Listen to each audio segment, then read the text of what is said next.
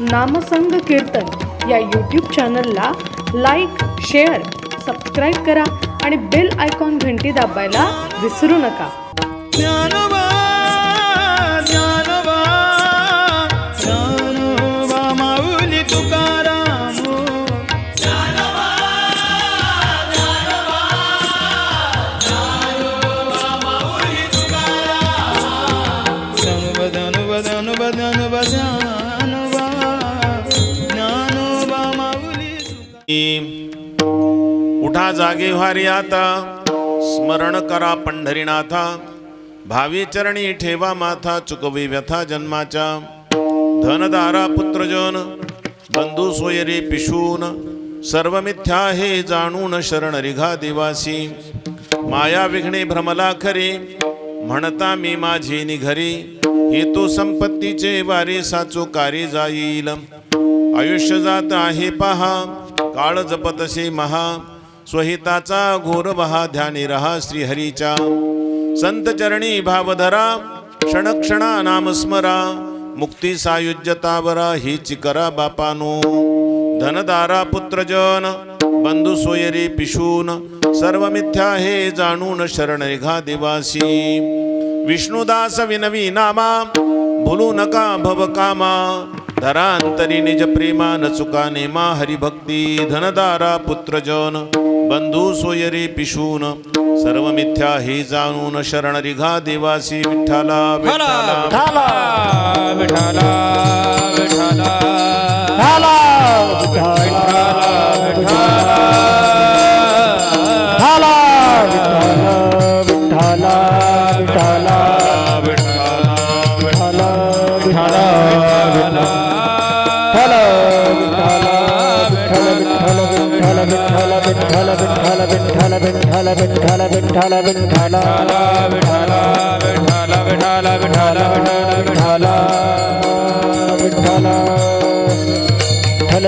विठ्ठला विठ्ठला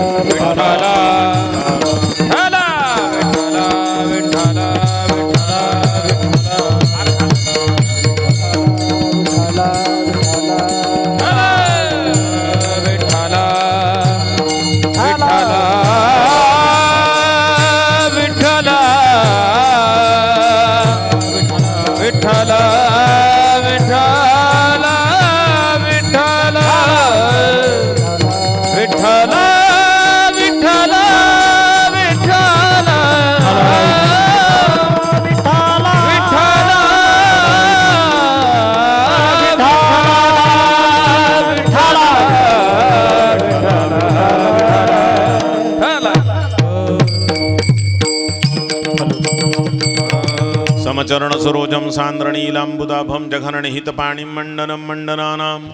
तरुण तुलसीमालाङ्कन्धरङ्कञ्जनेत्रं सदेधवलहासं विठ्ठलं चिन्तयामि. नमो ज्ञानेश्वरा, करुणाकरा दयाळा. तुमचा अनुग्रह लाभलो, पावन झालो चराचरी. नमो ज्ञानेश्वरा, करुणाकरा दयाळा. तुमचा अनुग्रह लाभलो, पावन झालो चराचरी. हरी उठा जागे भारी आता, स्मरण करा पंढरीनाथा. भावी चरणी ठेवा माथा, चुकवा व्यथा जन्माच्या. धनदारा पुत्रजन बंधू सोयरी पिशून, सर्व मिथ्या हे जाणून शरण रिघा देवासी. प्रस्तुत कीर्तनरूपी सेवेकरता घेतलेला जो अभंग आहे तो आपल्या महाराष्ट्राचे भूषण असणारे संत शिरोमणी भक्त शिरोमणी संत श्रेष्ठ भगवान संत श्रेष्ठ नामदेवराय यांचा हा 6 चरणाचा सुंदर अशा प्रकारचा अभंग आहे. जवळपास दररोज काकडा भजन करणारी जी महात्मे आहेत त्यांच्या नक्की परिचयाचा आहे. अशा प्रकारचा सुंदर अभंग आपण सेवेकरता घेतलेला आहे. आज हा जो सेवेचा योग आहे त्याचं कारण आहे आपल्या येथील कैलासवासी श्री कुंडलिकराव साळोजी गिराम यांना देवाज्ञावून एक वर्ष पूर्ण झालेलं आहे. त्यांच्या वर्षश्राद्धाच्या निमित्तानं त्यांचे जे चिरंजीव आहेत श्री बलभीम कुंडलिकरावजी गिराम आणि श्री चिंतामणी कुंडलिकरावजी गिराम या दोनही भावंडांनी आपल्या पिताश्रींचा हा कार्यक्रम करायचं ठरवलं. त्या संबंधातून 2-3 दिवसापूर्वी त्यांच्या वर्षश्राद्धाचा कार्यक्रम होता. त्या दिवशी त्यांना कीर्तन तारीख घ्यायची होती परंतु सुयोग असा होता की मला पंढरपूरला जायचं होतं. योगायोगानं ते कॅन्सलही झालं, पण म्हणजे आता जायचंच होतं, नक्की ठरलेलं होतं. पण मग आता काय करावं, हे म्हणले कार्यक्रम तो तुमचाच घ्यायचा आहे. मग मला असं करा, त्या दिवशी आपला नेहमीचा जो कार्यक्रम असतो पिंडदान वगैरेचा कार्यक्रम करून टाका, अन्नदानाचा कार्यक्रम आज ठेवून द्या. त्यानिमित्तानं आज कीर्तन शिवा त्यांनी आयोजित केली, त्या संबंधातून ही कीर्तन शिवा. आज या कीर्तन सेवेसाठी जमलेले आमचे सर्व गुणीजन वृंद, मृदंगाचार्य, गायनाचार्य, उपस्थित सर्व आपल्या गावचे बाहेरून गावून आलेले सर्व जेवढे भजनी मंडळी आहेत, गोड गोड अशा प्रकारचे, काही कीर्तनकार असून सुद्धा भजनी मंडळीत नाही का सुंदर अशा प्रकारचे सर्व उपस्थित आहेत. या सर्वांच्या सहकार्याने यथामती ही सेवा करण्याचा प्रयत्न करायचा आहे. विठ्ठला विठ्ठला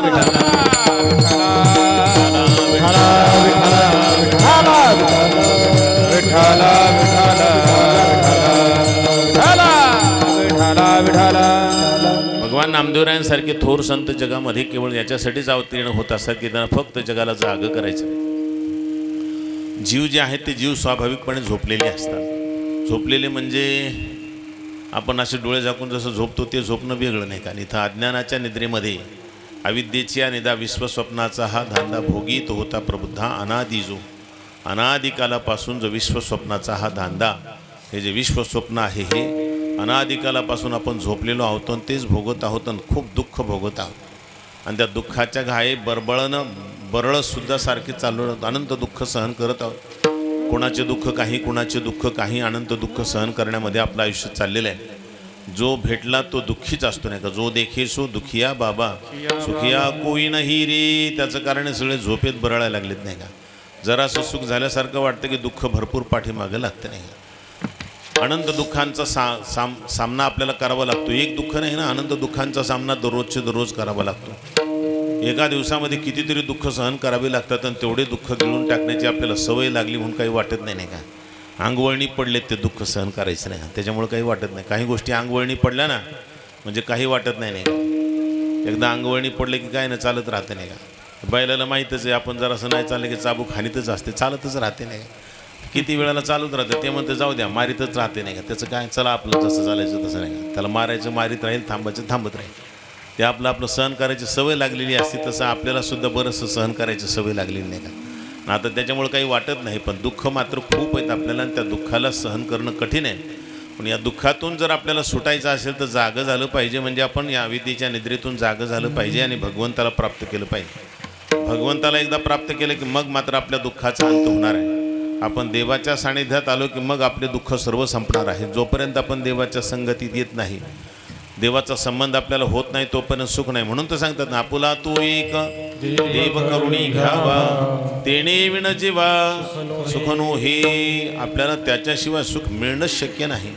तो देव आपला करायलाच पाहिजे. नरदेहात आल्यानंतर एवढं काम आपल्याला करणं आवश्यक आहे, ते केलंच पाहिजे. नरदेहातच होतं, पुन्हा मात्र कधीच होत नाही. आपण एकदा जर नरदेह गेल्यानंतर पुन्हा कधी देव प्राप्त करायचं म्हणलं तर होणंच शक्य नाही, होणंच शक्य नाही, होणंच शक्य नाही. आणि म्हणून आता नरदेहात आलेत तर आता तरी जागे व्हा, असं आपल्याला साधू संत जागं करतात, सावध करतात. जागं करणं म्हणजे सावधान करणं. आपण जर कुठं चूक करत असू त्या चुकीपासून सावधान करण्यासाठी सावधतेची गरज असते.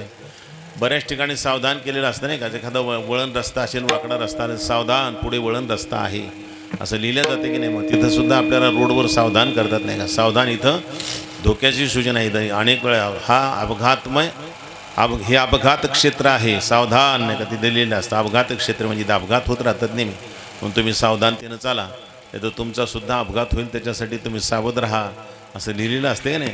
तसं हे अपघात प्रवण क्षेत्र आहे नाही का. इथं आलो तर आपण तर सावधान राहिलं पाहिजे, सावध झालं पाहिजे, जागं झालं पाहिजे. आणि काय केलं पाहिजे, देव आपलासा केलं पाहिजे तरच फायदा आहे, नाही तर बाकी काही नाही.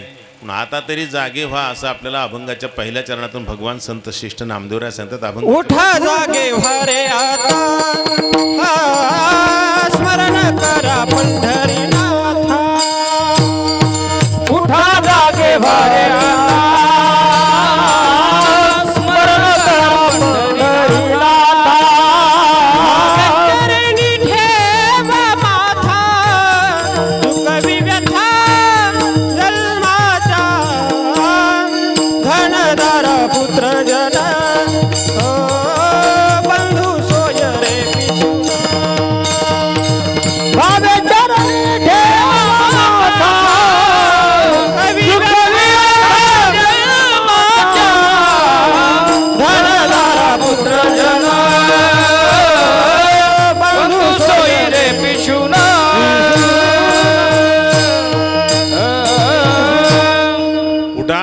भारी आता स्मरण करा पंढरीनाथा भावी चरणी ठेवा माथा चुकवा व्यथा जन्माच्या. भगवान संत श्रेष्ठ नामदेवराय फार कळकळीनं सांगतात मला आता उठा आणि जागे व्हा. आता म्हणजे केव्हा माहिती का, नरदेहात आल्यानंतर आता उठा. नरदेहात आल्यानंतर सुद्धा आतापर्यंत नाही समजलं तर हरकत नाही, पण आता तरी उठा नाही का, आता तरी जागे व्हा.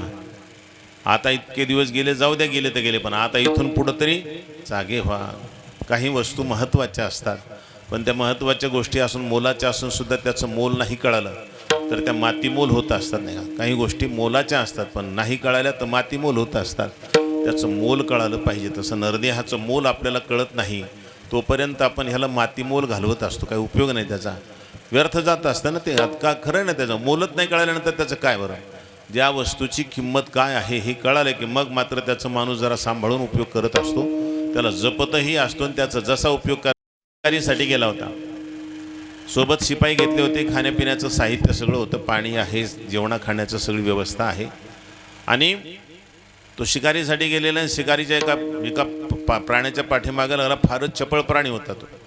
त्याच्या पाठीमागे लागल्यानंतर तो चुकवायचा आणि इकडून तिकडं पळायचा. आणि ते करत असताना राजा आपल्या सैनिकांना चुकला. सैनिकही अचानकच त्याच्यापासून दूर झाले. राजा अचानकच इकडून तिकडं जायचा, तिकडून मग राजा नेमकं कुठं गेले कळायचंच नाही.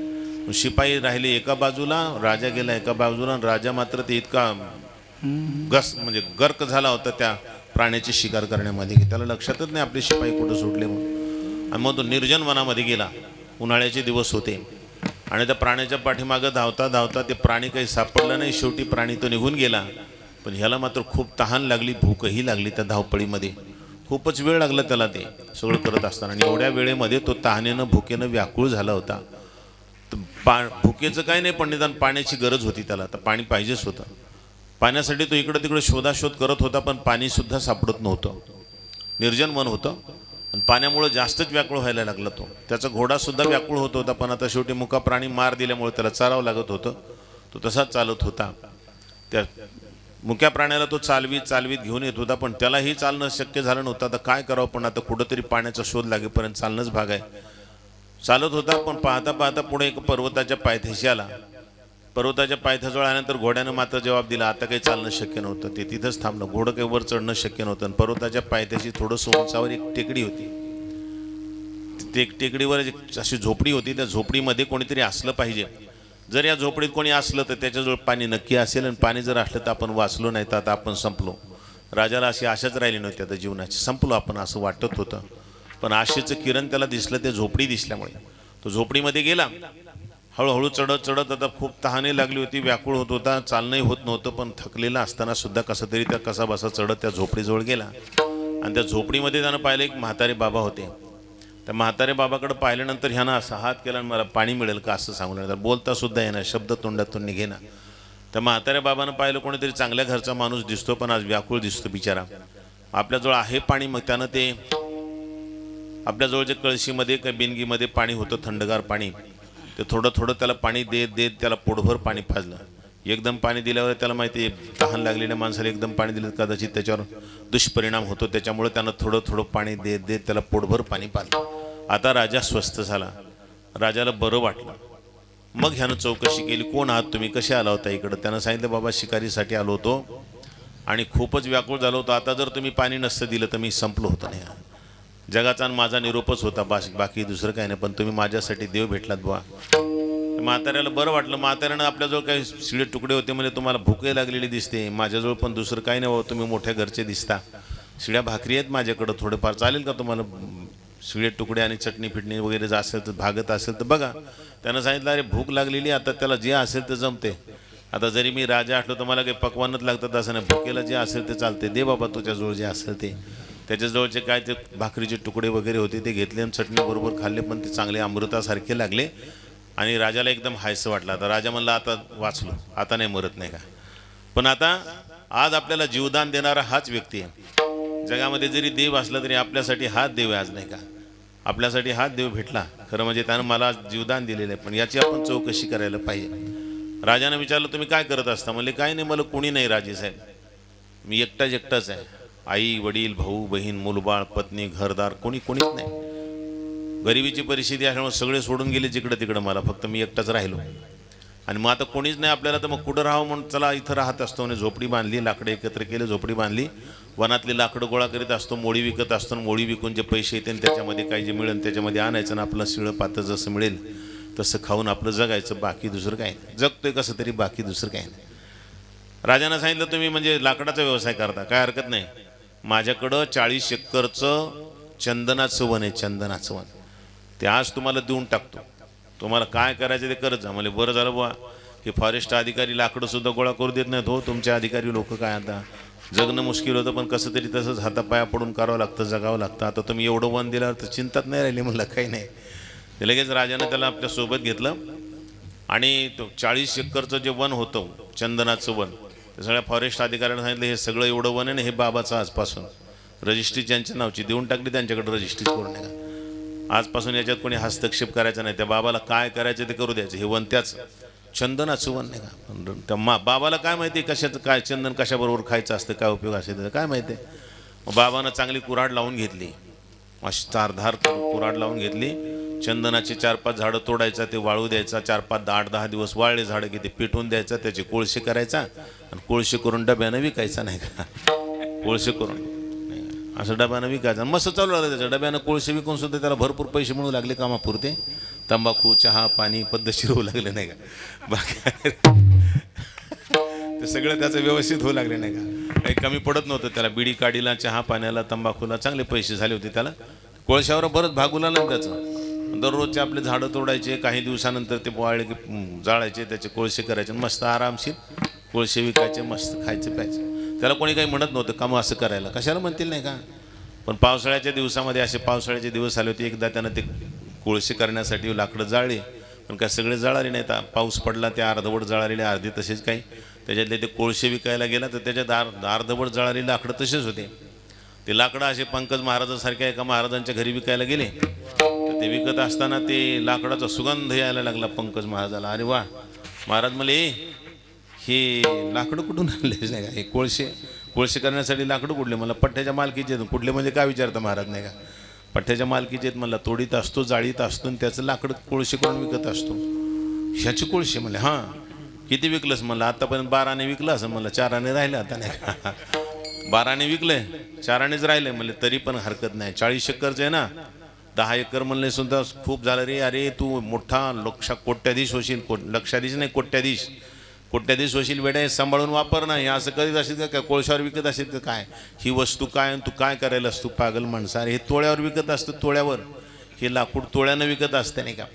आणि तू असं कोळशावर करून विकायला लागला. फालतू माणसा किती वाया घालवलेस रे. हे नाही का आत्तापर्यंत व्यर्थ गेलं ना, वाया गेलं ना. मग आता काय करायचं म्हणले, आता इथून पुढं सांभाळ, तुला ओळखी करून देतो म्हणले त्या व्यापाऱ्यांच्या. आता सज्जन माणसं म्हणून ह्यांनी केलं नाही. एखादं मला असं मलाच दे, थोडेफार तंबाखूला पैसे दिले असते, घेतलं असतं नाही का. पण तसं नाही केलं यांनी. त्याची त्याला ठेवलं आणि त्याला चांगली ओळख करून दिली व्यापाऱ्यांची. मग त्याचं लागली बाबा लिंक नाही का. आणि मग त्याला कळालं अरे हे किती मोलाचं लाकूड आहे. मग मात्र तोळ्यानं विकू लागला. आणि ते तोळ्यानं विकत असताना किती त्याची किंमत, त्याला मग एका झाडाची किंमत कळायला लागली किती मोठी आहे. असे किती कोळसे विकून सुद्धा एक झाडाची किंमत होऊ शकत नाही. कोळसे जरी 1 एकरचे कोळसे विकले तरी एका झाडाची किंमत होऊ शकत नाही. त्याला आता कळालं. मला अरे बापरे, एवढं मोलाचं चंदनाचं वन आणि मी फालतू घालवलं. आणि मग किती मोठा श्रीमंत झाला त्या पैशाच्या धोरणात, भरपूर श्रीमंत. जे पहिले सोडून गेलेले सगळे माणसं होते हळूहळू त्याच्याजवळ यायला लागले. आता हे आमच्या जवळचेच आहेत म्हणू लागले. आमचे काकात लागतात, कोणी म्हणजे आमच्या मामात लागतात. हे म्हणजे आमचे फार जवळचे, मावशीकडून तर आमच्या फार जवळचे. अरे वा वा, फार जवळचे झाले ना ते. पैशावाले झाल्यामुळे जवळचे झाले नाही. पैसे नव्हते तोपर्यंत लांबचे होते, आता पैशावाले झाल्यामुळे जवळचे झाले नाही का. खूप अगदी आणि खूप श्रीमंत झाला तो माणूस. पहा बरं किती वस्तू आहे पण कळाली नाही. तसंच आपलं सुद्धा झालं. आपलं शरीर म्हणजे चंदनाचं वनच आहे नाही का. चंदनाचं वन आहे पण कोळशावर विकायला लागलेत बस नाही का. 12 आणे गेले काही कायचे नाही का. 12 आणे 75 वर्ष गेले म्हणजे गेले ना 12 आणे नाही का. आता काय राहिलेत 25 वर्ष. म्हणजे आता हे उरलेलं तरी निदान चंदनाचं वन व्यवस्थित वापरायला पाहिजे का नाही. याचा उपयोग सदुपयोग करायला पाहिजे ना. त्याच्यासाठी म्हणतात आता तरी इथून पुढे तरी सावध व्हा. उठा जागे. नका करू नाश आयुष्याचा.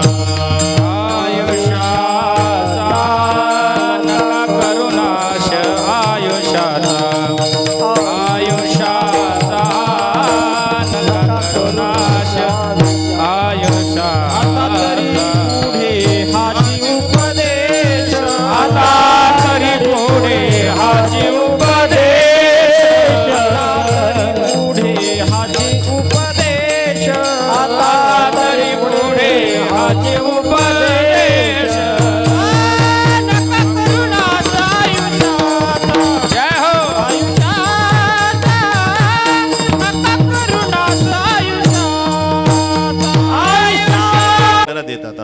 वस्तू आपल्यापासून लांब राहतात.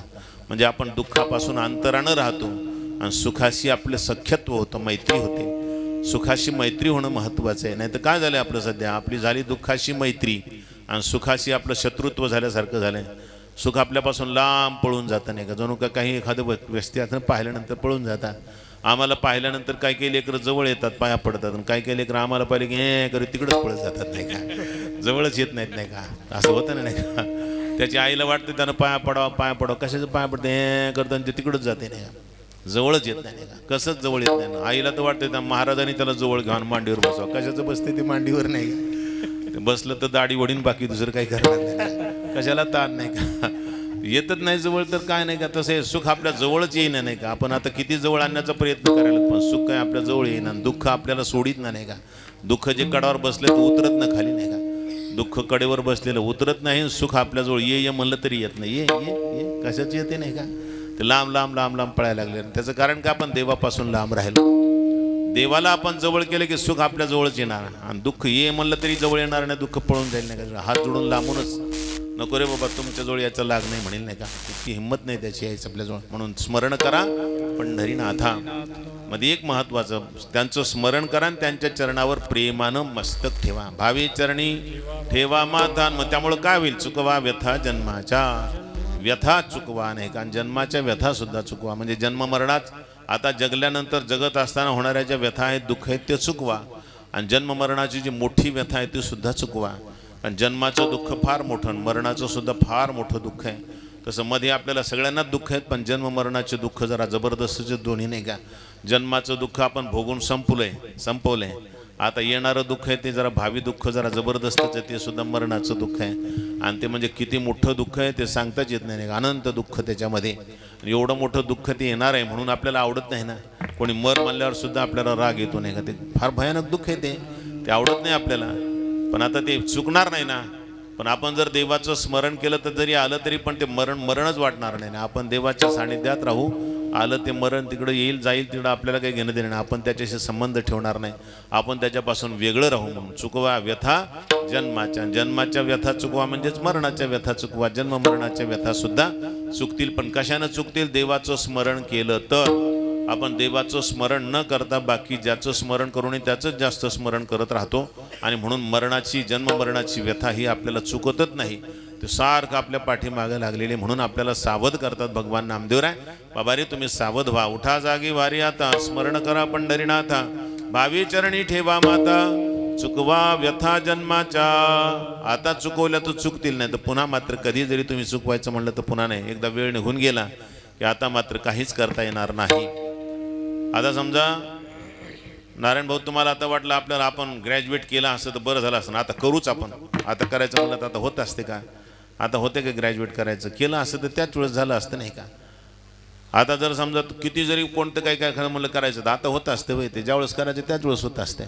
आता पुन्हा होत नसते नाही का. ते जसं ती वेळ चुकली, आता ती गेली. आता शिकायची वेळ जशी संपली. आता एकदा लग्न झालं सगळं झालं की आता शिकायची वेळ संपली. तरी माणसं काही काही प्रयत्न करतात पण यशस्वी होत नाहीत नाही का. प्रयत्न केला तरी यशस्वी होत नाहीत नाही का. बरेचसे साक्षर मोहीम मागे राबवली पण नाही झाले ते. का नाही, फक्त एवढं झालं की सही करतात नव्हती, वेडी वाकडी सही करतात, आपला अंगठा देण्यापेक्षा सही करतात. बाकी त्यांना काही ज्ञानेश्वरी वाचता येते, गीता वाचता येते असं काही नाही का, गाथा वाचता येते असं नाही. एवढे काही साक्षर झाले नाही. फारच प्रयत्न केला ते जमलं, काही काही झाले असेल तसे, पण फार थोडे, कोणीतरी 100त एखाद दोन नाही का, बाकी नाही. एकदा वेळ निघून गेला की पुन्हा होत नाही गड्या. एकदा वेळ आहे तोपर्यंतच करायला पाहिजे. तसं आता नरदे आहे तोपर्यंतच आपण सावध व्हायला पाहिजे, देवाचं स्मरण करायला पाहिजे आणि व्यथा चुकवायला पाहिजे. आता जर नाही चुकवल्या तर मग मात्र कधीच चुकणार नाही, कधीच चुकणार नाही. सावध करतात त्याच्यासाठी. पण म्हणले आता काय करावं, आम्हाला वेळ नाही हो, आमचं घरदार, मुलं बाळं, पैसा अडका हे सांभाळता सांभाळता आम्हाला वेळ नाही. म्हणले वेळ नाही म्हणू नको बेड्या, हे सगळे खोटे आहेत नाही का. आणि ह्यांच्यासाठी तू देव सोडू नको, खोट्यासाठी खऱ्याचा त्याग करू नको. ती खोटी वस्तू आहे ती घेण्यासाठी खऱ्याचा त्याग करतो का बेड्या. खऱ्याची ओळख करून देतात आणि खोट्याचा त्याग करायला सांगतात आपल्याला नामदेव. अभंगाच्या दुसऱ्या चरणामध्ये त्यासाठी सावध करतात. धनदारा पुत्र जन, धनदारा पुत्र जन,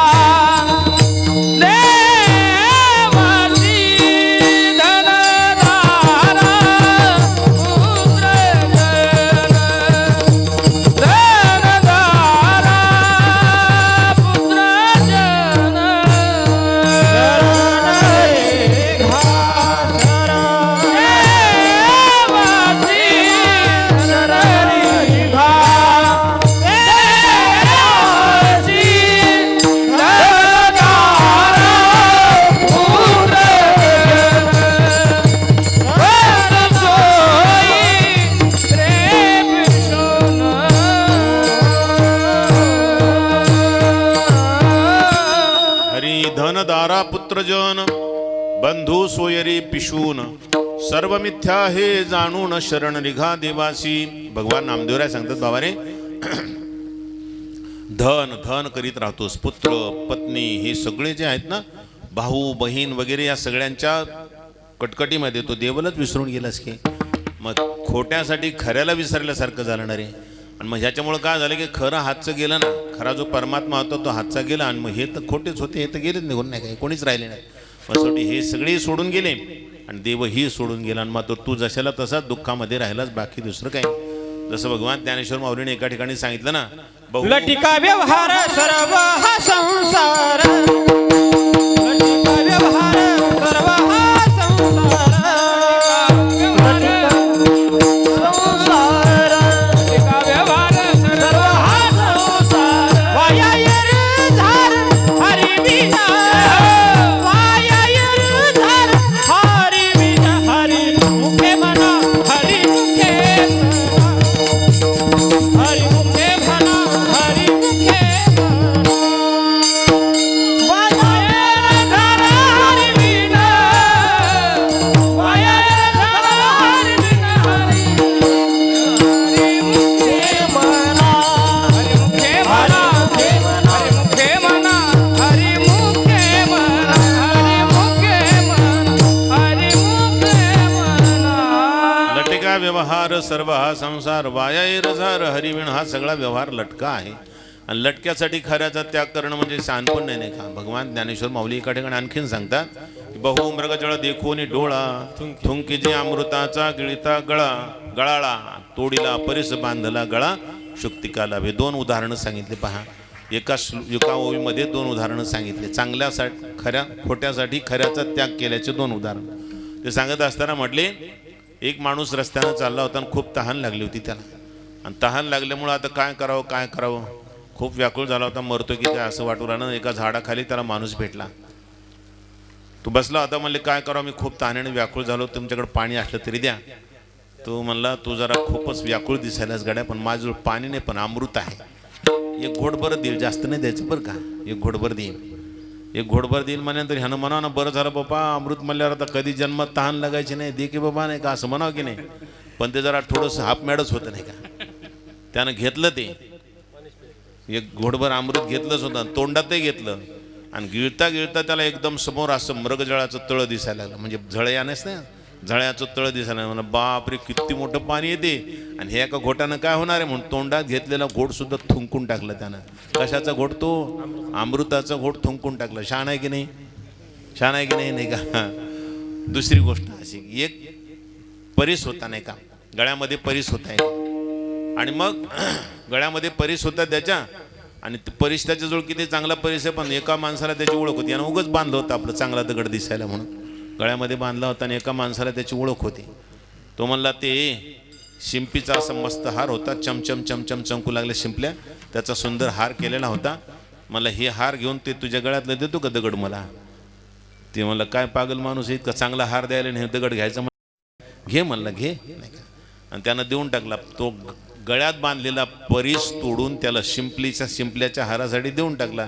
हा हार गळ्यात घातला शिंपल्याचा, मला काय छान दिसायला, हे काय पागल माणूस आहे. त्यानं ते दगड घेतला म्हणले, पण त्याला माहीत नव्हतं हे दगड किती मोलाचं आहे नाही का.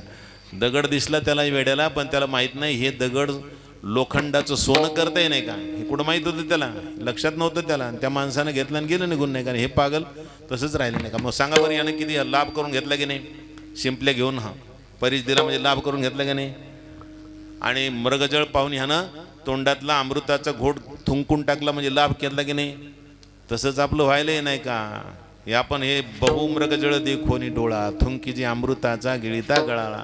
देव हाती आला आता, देव आपल्याला घ्यायचा आहे आता. आणि ते देव सोडून देऊन आपण या पाठीमागं लागलो. कशाच्या, धनदारा पुत्रजन बंधू सोयरी पिशून, हे सगळ्यांच्या पाठीमागं लागलो. पण मला अरे वेड्या, हे सगळे खोटं आहे. सावधान करायला आपल्याला नामदेव मला, अरे खोटे बरं का बेड्या, त्याच्यात राह, आम्हाला नको देऊ, तुझ्याजवळच राहू दे, पण खोटे समजून नाही का.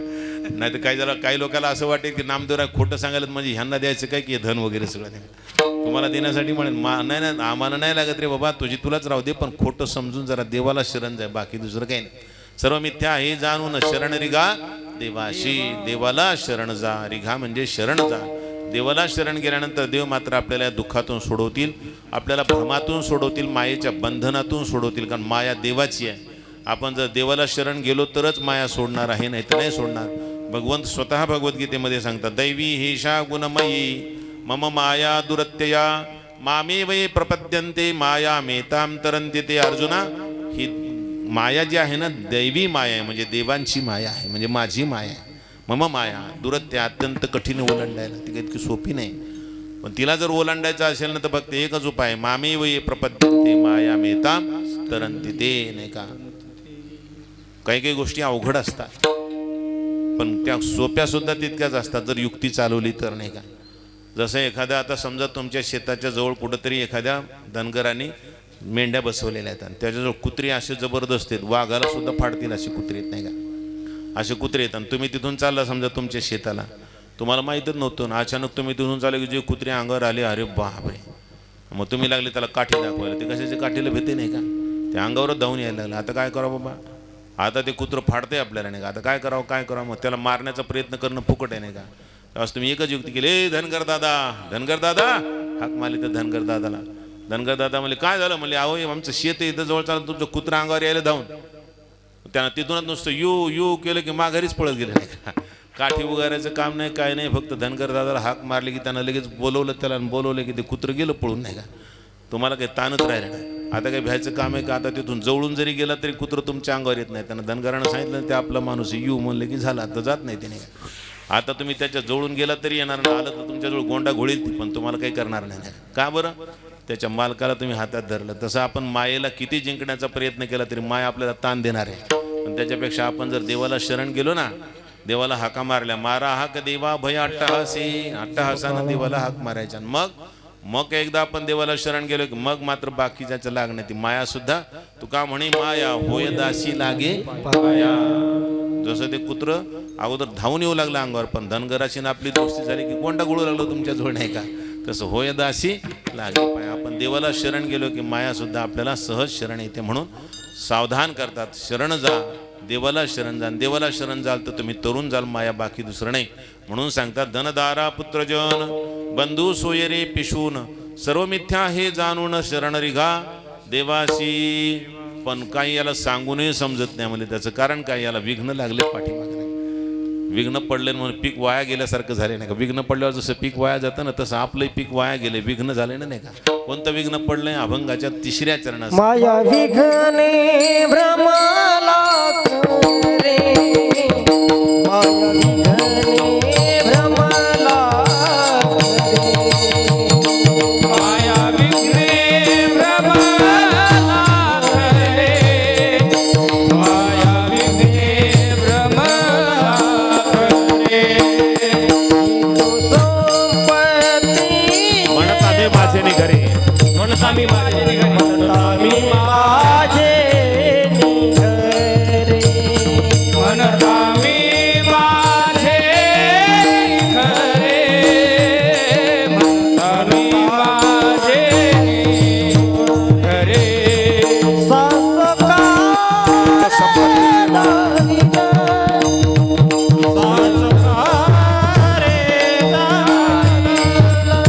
हे तो संभारी देवारे, साचुकारे जाईल.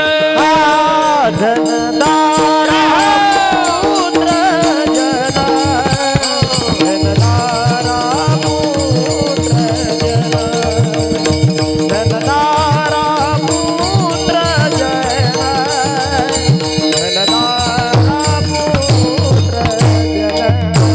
धनदारा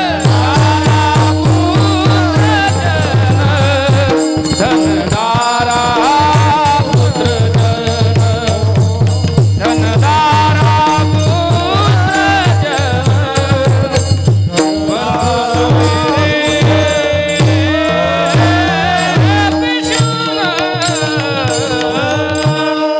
माया काय सांगितलं, माया विघ्ने भ्रमला खरी, म्हणता मी माझे निघरी, हे तो संपत्तीचे वारी साचुकारी जाईल. भगवान नामदेवराय सावध करतात, मला माया विघ्ने भ्रमला खरे.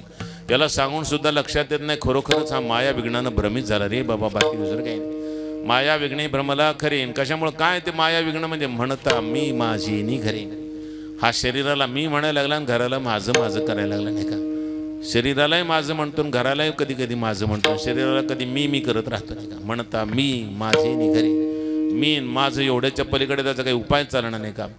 हा माया विघ्नाने भ्रमित झाल्यामुळे अशा प्रकारचा व्यवहार करायला लागलेला आहे. म्हणता मी माझे नि घरी हे तो संपत्तीचे वारे. पण मी माझं हे सगळं आहे ना संपत्तीचं वारे.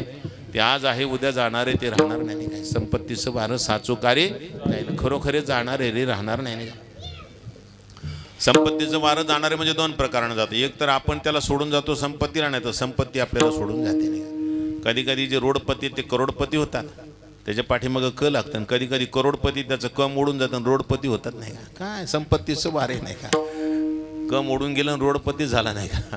असंही पाहायला मिळतं. कधी कधी रोडपती होतात त्याच्या पाठीमागं क लागतं आणि करोडपती होतं नाही. अरे कोण होता आणि काय झाला काही कळतच नाही का. कोणाचं काय होईल काय सांगता येईल ना. संपत्तीचं वारे आज हे उद्या जाईल काही सांगता येणं शक्य नाही.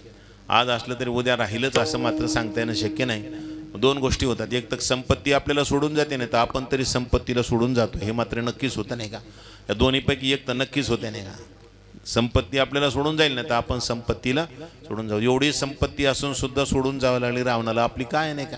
तुका म्हणे ज्याची संपदा एवढी पण सांगा ते कवडी गेली नाही. सोबत किती नेता असतात सांगा बरं. संपत्ती किती नेता येते सोबत. किती अलाउड आहे सोबत न्यायला. मेल्यानंतर सोबत न्यायला किती संपत्ती नेता येते. लाख रुपये 2 लाख रुपये 10 लाख रुपये 15 लाख किती किती नेता येते. काहीच नेता येत नाही ना. काहीच नाही ना. सगळं इथंच राहते नाही का. अरे एवढी मोठी संपत्ती असून त्याला कवडी नेता आली नाही रावणाला तर आपल्याला काय नेता येईल. आपलं तर काहीच नाही. आपली तर कवडीच आहे त्याच्या मानानं नाही का. एवढी संपत्ती नाही कवडीच आहे आपली त्याच्या मानानं. एवढे सप्तकोटी घरी शुद्ध कांचनाची आपल्याजवळ असून असून किती 10 तोळे 15 तोळे 100 तोळे बरं 1000 तोळे असतील बस झालं. याच्या पलीकडे काय नाही का. काय याच्या पलीकडे असणार नाही. याच्या पलीकडे काय असणार आहे. तुका मन ज्याची संपदा एवढी सांगत कवडी नाही सांगत कवडी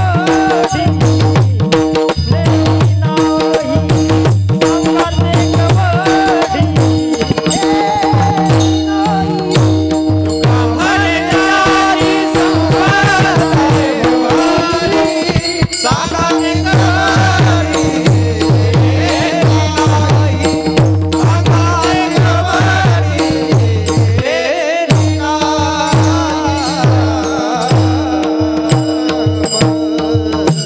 सांगत म्हणे ज्याची संपदा एवढी पण सांगा ते कवडी गेली नाही. हे तो संपत्तीचे वारे साचो कारे जाईल नाही का. भगवान नामदेव आपल्याला सावध करतात. आणि मग तुम्ही आता हे संपत्तीच्या भानगडीमध्ये पडून माता नंतर भजन करून नंतर देव आपला सकरू म्हणता. पण हे आपल्या हातात आहे का वेड्या हो म्हणले नाही का. हे कधी काय होईल काय सांगता येते का. आयुष्याचं आपल्या हातात आहे काही. कोणत्या क्षणाला जावं लागेल काही सांगता येत नाही. हे सावध करण्यासाठी पुन्हा आपल्याला 4थ्या चरणामध्ये सांगतात. आयुष्य जात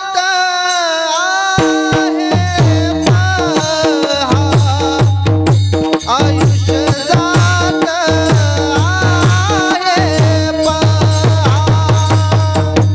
आयुष्य जात आहे आयुष्य जात आहे काळच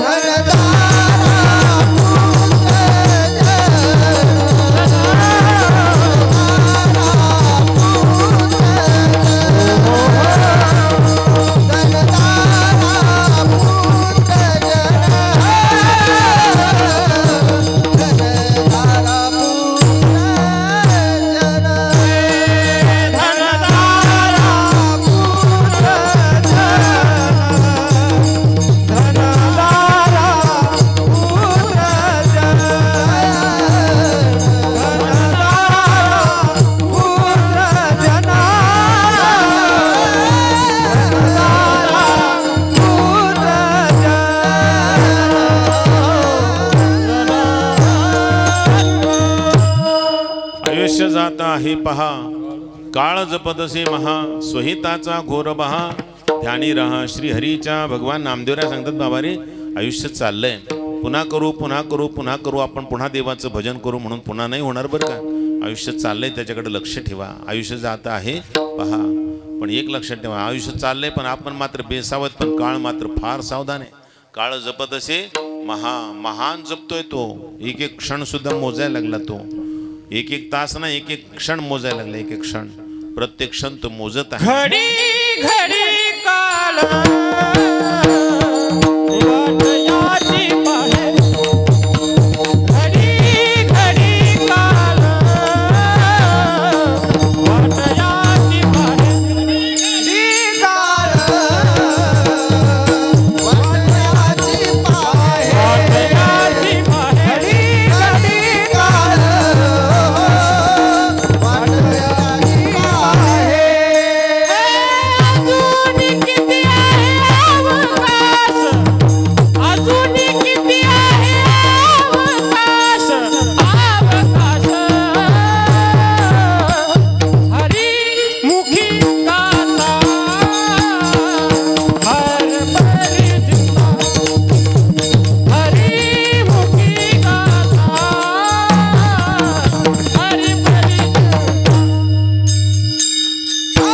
हरिमुखी गाता हर परी जिंदा. हरिमुखी गाथा हर परी जिंदा. हरिमुखी गाथा हर परी जिंदा. काळ जपत असे महा, म्हणून सांगतात घडी घडी काळ वाटयाची पाहे. अजून किती आहे अवकाश, तो सारखा मोजायला एक एक क्षणात. आपल्याला वर्षाचे वर्ष गेलेले कळणार, आणि ते क्षण क्षण मोजायला लागला. आपल्याला वाटतं काही नाही, गेलं एक वर्ष, गेलं दुसरं वर्ष, गेलं बाबा कसं तरी एक वर्ष गेलं. नाही, आपल्या आयुष्यातला तुकडा कमी झाला एक नाही का. जेवढं आयुष्य आपल्याला मिळालं होतं त्या आयुष्यातला एक वर्ष गेलं म्हणजे फार मोठा तुकडा कमी झालाय. तसं एक दिवस गेला म्हणजे तुकडा गेला नाही का, गेला तुकडा नाही का. एक एक तुकडे जाता जाता जाता जाता सगळं हळूहळू सगळं संपून झाले. एके दिवशी सगळंच गेलं. अरे संपलं का असं वाटेल आपल्याला. गेलं आयुष्य नाही का, पाहता पाहता जाईल. म्हणून सांगतात आयुष्य जात आहे पहा, काळ जपत असे महा. मग काय करावं आम्ही, म्हणजे स्वहिताचा घोर बहा, स्वहिताची काळजी करा. स्वहित म्हणजे काय भानगडे, कशाला म्हणतात स्वहित. मला ध्यानी राहा श्रीहरीच्या, देवाच्या ध्यानात राहा, हे स्वहित आहे नाही का. खरं स्वहित ते नाही का. म्हणजे आम्ही तर स्वहितच करायला ना, आम्ही पैसा कमावलो, घरदार कमावलो, म्हणजे सगळं घरदार बांधलं म्हणजे स्वहितच करायला. म्हणजे नाही, हे स्वहित नाही रे बाबा. भगवंताचं ध्यान करणं हे स्वहित आहे.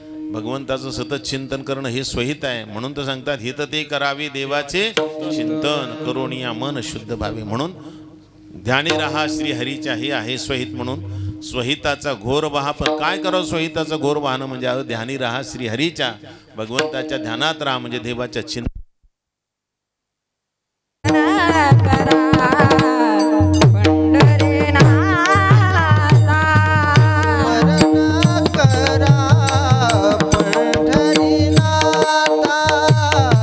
स्मरण करा पंढरीनाथा.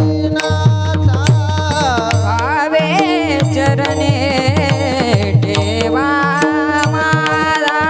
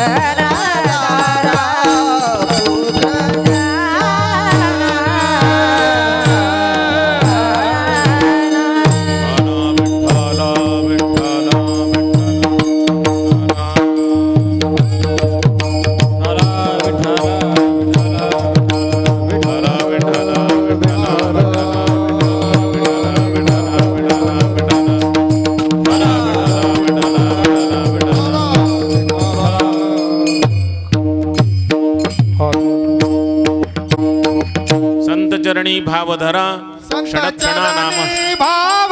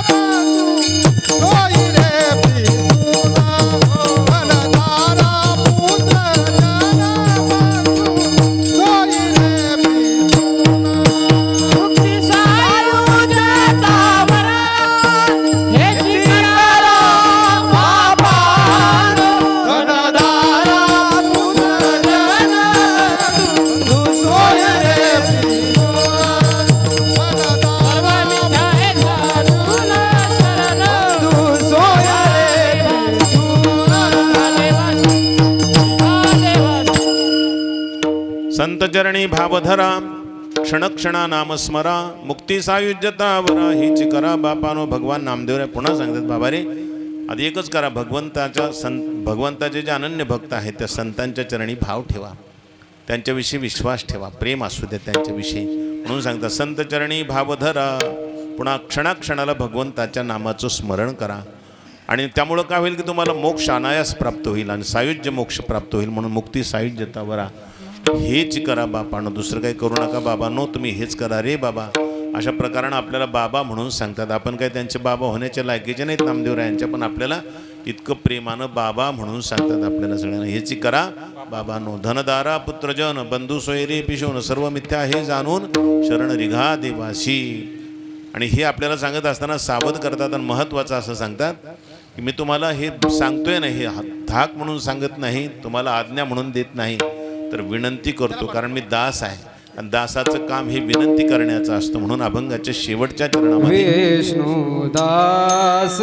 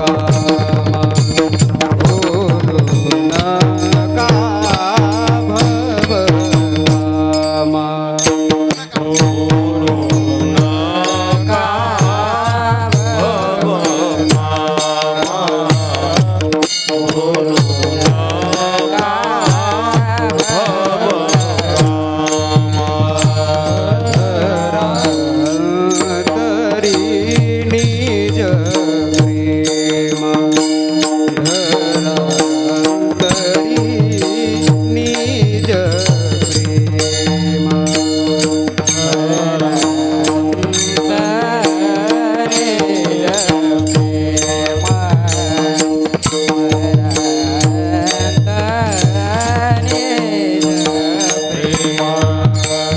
न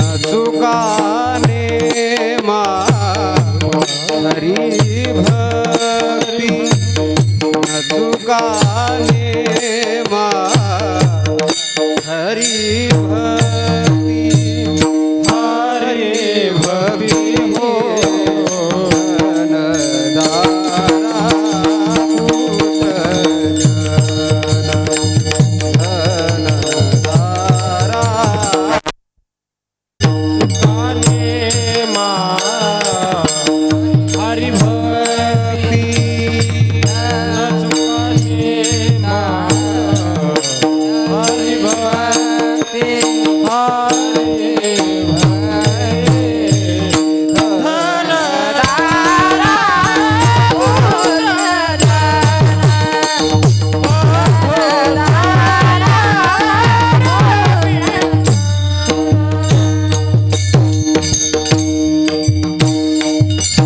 विष्णुदास विनवी नामा भूलू नका भव कामा धरा अंतरे निज प्रेमान चुका नेमा हरिभक्ती. म्हणून नामदेवराय शेवटच्या चरणामध्ये सगळ्या अभंगाचं सारासा उपदेश करतात आणि स्वतःला विष्णुदास म्हणून घेतात.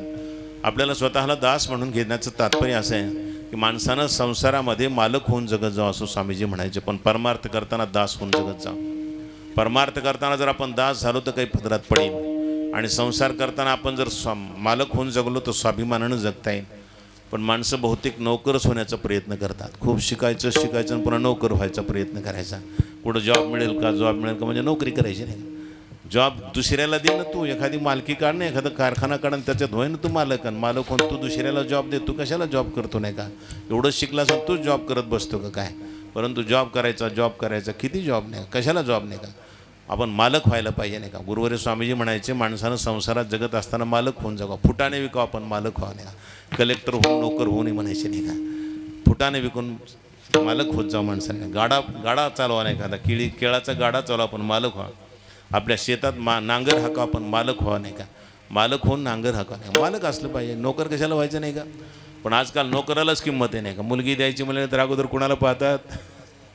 नोकर पाहिजे आपल्याला. नोकरी एखाद्याला मुलाला नोकरी असली तर द्यायचं नाही तर द्यायचं नाही का? मालक बघा ना, नोकरी काय बघता नाही का? पण तसं नाही ते. मग सांगायचं तात्पर्य असं आहे की हे संसारामध्ये जगत असताना माणसानं मालक होऊन जगावं म्हणजे स्वाभिमानानं जगता येतं. आणि परमार्थ करत असताना माणसानं दास होऊन जगावं म्हणजे काहीतरी हाताला लागतं. संसारात जर नोकर झाला तर अभिमान राहत नाही, स्वाभिमान राहत नाही. आणि परमार्थात जर मालक होऊन जगला तर हाताला काही लागणार नाही. आणि परमार्थात अभिमान नाही जमत. दास जर झाला तर अभिमान जात असतो. पण अभिमान गेला तुका म्हणे देव झाला. अभिमान जाण्यासाठी दास व्हावं लागत असतं. म्हणून विष्णुदास विनवी नामा. नामदेवराय सांगतात मी दास आहे. पण कुणाचा दास आहे? कुणाचाही नाही संसारातल्या. मी दास आहे पण देवाचा दास आहे. मी दास आहे पण संतांचा दास आहे. तुकोबाराय म्हणतात मी दास आहे गड्या पण संतांचा आहे. संतांची पायी हा माझा विश्वास, सर्व भावे दास झालो त्यांचा. भगवान ज्ञानेश्वर माऊली सुद्धा सांगतात मी दास आहे गड्या पण माझ्या गुरुदेवांचा दास आहे. ज्ञानदेव म्हणे गुरुचा मी दास नेने साधना सान काही. जगात मी दास होणारच नाही कुणाचा, झालो तो गुरुचाच होईल. अशा प्रकारानं दास व्हावं माणसानं परमार्थामध्ये. दास होऊन जर जगला तर त्याला काहीतरी हाती लागतं. आणि परमार्थात मालक होऊन जगत जावं म्हणजे स्वाभिमानानं जगता येतं. म्हणून विष्णुदास विनवी नामा. विष्णुदास होतात भगवान नामदेवराय आणि आपल्याला विनंती करतात भूलू नका भव कामा. या संसाराच्या कामनेमध्ये भुलून जाऊ नका. धरा अंतरी निज प्रेमा. अंतरामध्ये निज प्रेम धारण करा. भगवंताविषयीचं प्रेम धारण करा. न चुका नेमा हरिभक्ती. हरिभक्ती हा जो नेम आहे हरिभक्तीचा तो नेम कधीच चुकू नका. नेमानं हरिभक्ती करा. हरिभक्ती करणं महत्त्वाचं आहे. हरिभक्ती आता केली तर आपल्या हाती काही लागेल असं काही सांगतात नाही का? हरिभक्ती जर आता केली तर कदाचित आपल्याला संसारामध्ये जरा बिघाड झाल्यासारखा वाटेल, हातचं गेल्यासारखं वाटेल. पण हरिभक्ती केल्यानंतर इथं नाही पण पुढं कामाला येईल. करा हरिभक्ती पुढे येईल कामा. सोडविल यमापासून या. आता हरिभक्ती केली तर पुढे यमाच्या हातून आपल्याला सोडवणार आहे. म्हणून भूलू नका भव कामा. धरा अंतरी निज प्रेमा. न चुका नेमा हरिभक्ती. नेमानं हरिभक्ती करा, चुकू नका असं आपल्याला सांगतायत. आज आपण या कार्यक्रमाच्या निमित्ताने एकत्र झालो. आज आपण सर्वांनी या कार्यक्रमाच्या निमित्ताने एकत्र होऊन हा कार्यक्रम करण्याचा निश्चित केला. ज्यांचा हा कार्यक्रम आहे ते स्वर्गीय श्री कुंडलिकरावजी साळोजी गिराम यांच्या आत्म्याला शांती लाभावी यासाठी आपण भगवंताचं भजन करू, माऊलीचं भजन करू. कारण भजनाने शांती होत असते. केवळ 2 मिनिट शांत बसल्यानं शांती मिळत नसते नाही का? भजन केल्याने शांती मिळत असते. या दोनही भावंडांनी ही बलभीम भाऊ आणि चिंतामणी भाऊ या दोघाही भावंडांनी आपल्या पिताश्रींचा हा कार्यक्रम करायचा ठरवला. त्या संबंधातून त्यांनी ही सर्व भजनी मंडळी बोलवले. आमचे पंकज महाराज असतील, संतोष महाराज असतील, गणेश महाराज असतील, राम महाराज असतील, आपल्या आश्रमातले दोन्ही दत्तू सत्तू भाऊ महाराज दोन्ही असतील नाही का? भोसले महाराज असतील. आणखीन आपल्या सगळे आपले इथले का नामदेव भाऊ नाही का? नाथ महाराज. हां नाथा भाऊ ना. नामदेवच तुम्हाला तुमचं नाव नाही का? नाथ महाराजांची शांती नाही का?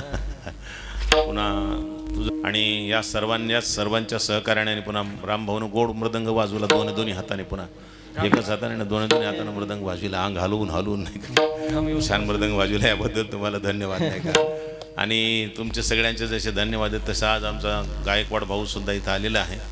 त्यानंही त्याचं चॅनल आहे नामसंग कीर्तन नाही का?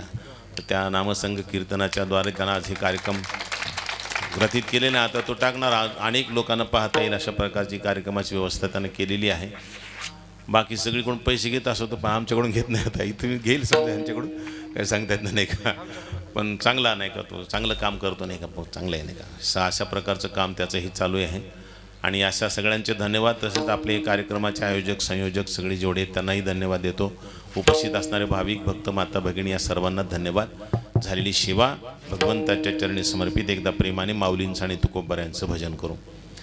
हरी ज्ञानेश्वर माऊली माऊली तुकाराम ज्ञानेश्वर माऊली ज्ञानराज माऊली तुकाराम ज्ञानेश्वर माऊली ज्ञानराज माऊली. जय जय ज्ञानेश्वर माऊली ज्ञानराज माऊली तुकाराम ज्ञानेश्वर माऊली. जय जय जय ज्ञानेश्वर माऊली जय जय ज्ञानेश्वर माऊली जय जय ज्ञानेश्वर माऊली जय जय ज्ञानेश्वर माऊली जय ज्ञानेश्वर माऊली ज्ञानेश्वर.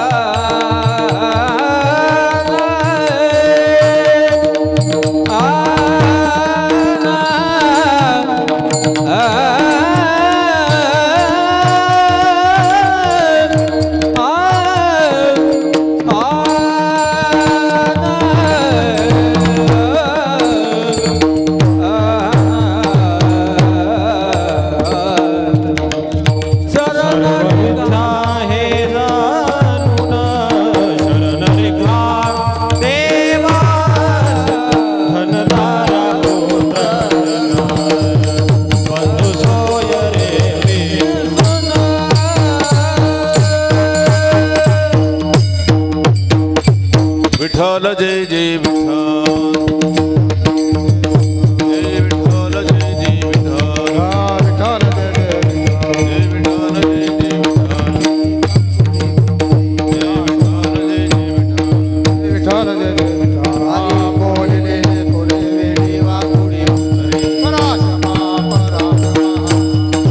नाही उच्चारिला आधी काव्या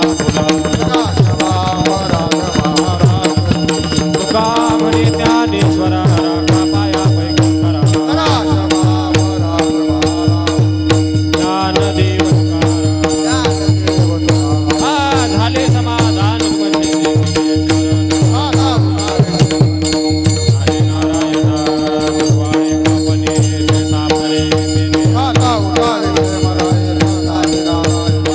तुका म्हणे तो गेला निवारिला आता उठावे से मना करुणी आरती चक्र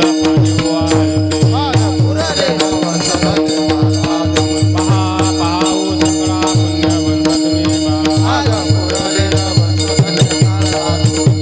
तुकावा हे टाळी वास निधन प्रेम सप्रेमारती गोविंदाची ओवाळी माला पुढानी मुग्ध ओवाळी प्रेमानंदा नामा म्हणे केशवादिने कोणी राहिलो नका आरती नारायण वल्लभे दासी साधू संत रूपये ज्ञान जगे जनाची मोने अवतार पांडुरंग